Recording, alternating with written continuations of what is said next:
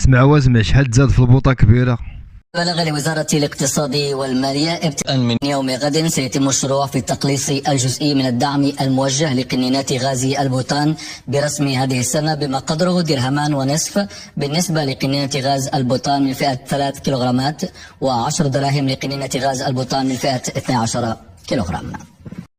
هذا 10 دراهم اللي زادوا في البوطه. كان كيتسحب لنا واش كاس افريقيا اللي كاين في 2025 اللي منظم في المغرب، تسحب لنا واش الدوله المغربيه اللي منظمه، الشعب المغربي اللي منظمه كل شيء، التكاليف على ظهرنا. 10 دراهم هذه راه يدوزوا بها الطريق من وسط البحر، الترام ويدوزوا الغاز.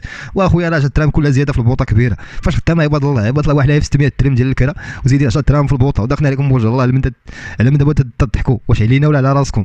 والنصارى كانت لهم الزفت، عاودت لهم الارض، صبغت لهم الجناب، غرست لهم الغاز وما خليتهم، درتهم هادشي كامل لاجل البقاء ولا اجل الاجنبيين. حنا راهي مغاربه، البوطه خصها تكون فابور، وحنا حتى حاجه ما عندنا، حتى بياسه فابور. سيدي ربي عطانا المحيط كاين في الجنه، عطانا بياسه عدا من البياسه اللي كاينين في الجنه، عطانا